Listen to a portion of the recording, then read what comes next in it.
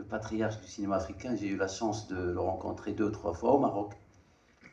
Et on avait fait une fois une interview fleuve, une très longue interview pour le journal Al-Maghrib qui a disparu récemment.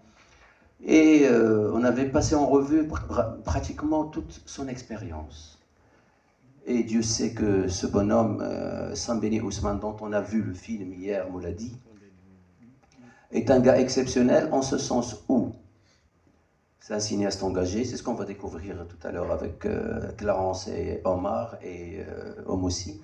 C'est quelqu'un de très engagé pour l'Afrique, quelqu'un de très engagé pour le cinéma, pour la culture africaine. Besoin d'organiser, je sais organiser, mais je ne sais pas toucher au clavier, mais je sais organiser les équipes. Alors j'ai organisé à ma manière, en tant que personne qui n'est pas allée à l'école, qui est du monde rural. Et j'ai organisé l'Internet en Afrique de l'Ouest, qui était devenue une école pour toute l'Afrique de l'Ouest, qui a duré 7 ans.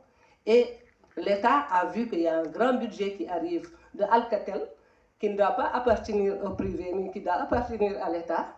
Et j'ai eu des problèmes un peu de tout ça là. Et Mohamed VI a demandé, ne l'embêtez pas parce que c'est ma cousine. Et ça, il l'a dit. Bon, de temps en temps, il en va voir si ça va, si je suis bien. Je dis, je suis bien. Il n'y a pas de problème. Merci, merci Omossi, merci pour ce moment de souvenir intime, passionnant. Et vous êtes une dame vraiment passionnante. Merci beaucoup, Omossi. Alors, nous nous sommes réunis ce matin, comme vous le savez, pour aborder... Enseigner. Et pourquoi cet homme-là doit être plus intelligent que moi? Je ne suis pas d'accord. Et j'ai pris comme rival, pour parler français, Senghor. C'était mon rival. Parce qu'il fallait prendre quelqu'un de supérieur. C'est quelqu'un qui connaît tout pour en prendre comme idole. Mon idole, c'était Senghor. Alors, Senghor parlait bien le français. J'ai dit, mais le premier homme qui a parlé français ne l'a pas appris, mais je dois être comme cette personne. Alors, dès que Senghor parle, je l'écoute pour pouvoir parler le français. Alors, nous, au Maroc, quand Sa Majesté Hassan II parlait, on l'écoutait aussi. Pour apprendre à la fois l'arabe et la langue française, c'est avec lui qu'on a appris les 2 langues. En tout cas, je parle de moi. Vraiment, ça a été aussi une sommité de langues.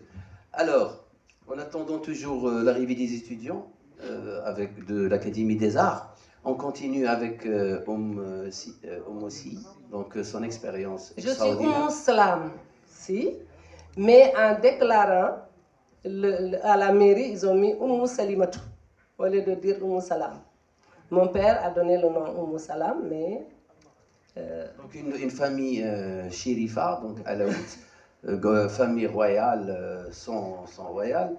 Un jour, tu as eu la surprise de recevoir chez toi, à l'époque, le prince héritier marocain. Sidi Mohamed, raconte-nous comment cette journée s'est passée. Il était déjà roi, mais avant de s'installer, il devait faire la visite. Alors, j'étais tellement d'accord avec l'ancien président Ouad.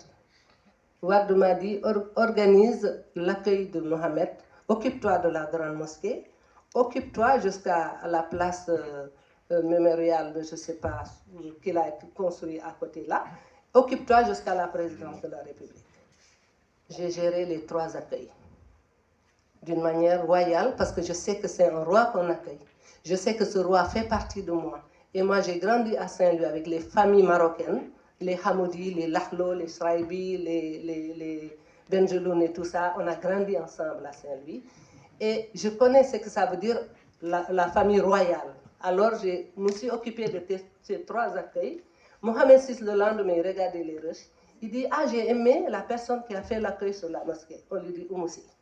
Il a dit, j'ai aimé jusqu'à la présidence. Il dit, Oumoussi. J'ai aimé ça. On dit, Oumoussi. Alors, il me prend le téléphone, il m'appelle. Il me dit, Madame Oumoussi, je viens chez vous pour 15 minutes. J'ai dit à mon mari, il y a le fils du roi qui est arrivé. Il me dit, tu es malade. C'est le roi même qui t'appelle.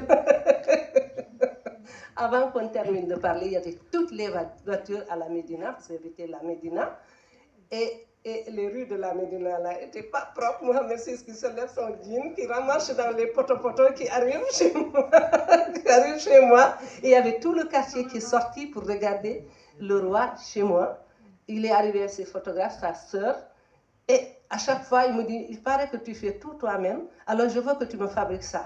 Je rentre dans l'atelier, je fais le truc, je termine, je coule les trucs, je fais les bronzes, j'amène, je fais des cendriers en bronze, en boucle, l'oreille, peul, là, et tout ça, les formes, pour qu'ils doivent amener des cadeaux et tout ça. Je lui enfile des colliers de corail et tout ça. Après, à un moment donné, il me dit, mais tu ne t'es pas photographié avec moi. Je dis, mais les gens sont en train de nous photographier ensemble. Il me dit, non. La photo qui m'intéresse, c'est devant ton atelier, devant ta maison, nous deux, seulement sans personne. C'est cette photo qui m'intéresse. Alors, on est allé devant la maison. Et j'amène la fresque avant de la montrer. Pour lui montrer, il n'était pas chez lui. Il était à la chambre de commerce. Il y avait vraiment quelque chose où il y avait toutes les ambassades de France et consorts qui devaient venir parce qu'il y a le bicentenaire de la Révolution française qui devait se faire. C'était en 89. Et j'ai amené la fresque, j'ai montré à Jacob, il me dit, tu nous as sauvé la vie parce qu'on n'avait rien à présenter ici, les ministres vont arriver, tout le monde. Je dis, mais est-ce que c'est bien? Il me dit, mais tu nous as sauvé la vie. Ils ont mis la fresque dans la chambre de commerce et il me dit, l'après-midi, il y a toutes les AEC qui défilent avec les trucs parce qu'on cherche un génie pour le bicentenaire. Qu'est-ce que tu nous présentes? Je dis, mais j'ai rien. Il me dit, débrouille-toi, il faut que tu présentes quelque chose.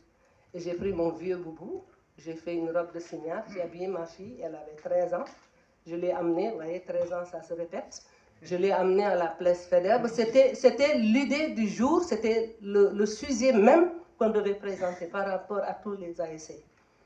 Mais je n'avais pas compris que j'avais gagné, mais je suis quand même allée à Dakar, aux Beaux-Arts, pour apprendre l'art. Parce que je n'ai rien appris, je n'ai pas de niveau et je veux connaître mon niveau. Et c'est là où Sembène m'a trouvé aux Beaux-Arts. M'a dit, on cherche une costumière pour l'Afrique, tu es la seule qui peut nous sauver. Tu ne sais pas ta valeur, mais tu es une costumière de cinéma. Et Mouladi, ça a été ton